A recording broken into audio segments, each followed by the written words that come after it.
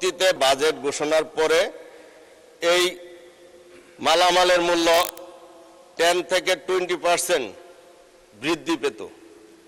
অতীতে বাজেট ঘোষণার পূর্বে 2-3 মাস আগে থেকে বলা শুরু করত যে আমাদের প্রয়োজনীয় দ্রব্য সামগ্রী যেগুলি আমাদের বিভিন্ন কাজে ব্যবহৃত হয়, বিশেষ করে কনস্ট্রাকশনের মেটেরিয়ালস এবং অন্যান্য জিনিসপত্র, সেগুলির ইলেকট্রিক্যাল, স্যানিটারি, পাম্পিং, এই সকল আমাদের আগে থেকে বাজেট ঘোষণার আগে থেকে অ্যাডভান্স করে অগ্রিম টাকা মূল্য পরিশোধ করে কিনে রাখার প্রয়োজন হতো। কারণ বাজেট ঘোষণার পরে এই মালামালের মূল্য 10 থেকে 20% বৃদ্ধি পেত। এইবারই প্রথম বাজেট ঘোষণার আগে এরকম কোনো আতঙ্ক আমরা পাইনি এবং বাজেট ঘোষণার পরে আমাদেরকে কোনো ধরনের অস্বস্তি বোধ করতে হয়নি।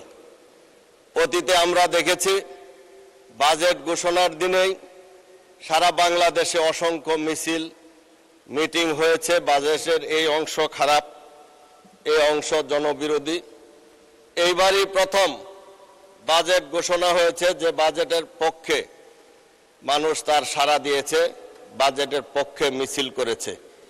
যারা 2-1 ব্যানার বানিয়ে রেখেছিল তারা শুধু সে ব্যানারকে কাজে লাগানোর জন্য কিছু কিছু জায়গায় তারা মিডিয়ার সামনে কিছু বক্তব্য তুলে ধরেছে, সেগুলি আদৌ কোনো ভিত্তি নেই, তার সাথে বাজেটের কোনো সম্পর্ক নেই। মাননীয় স্পিকার, আজ আমাদের সামনে থেকে নেতৃত্ব দিচ্ছেন মাননীয় সদস্য, আপনাকে 2 মিনিট দেওয়া হলো, অনুগ্রহ করে 2 মিনিটে শেষ করবেন। আজ আমাদের সামনে থেকে নেতৃত্ব দিচ্ছেন এই নতুন পথযাত্রার কাণ্ডারি গণপ্রজাতন্ত্রী বাংলাদেশ সরকারের মাননীয় প্রধানমন্ত্রী তারেক রহমান।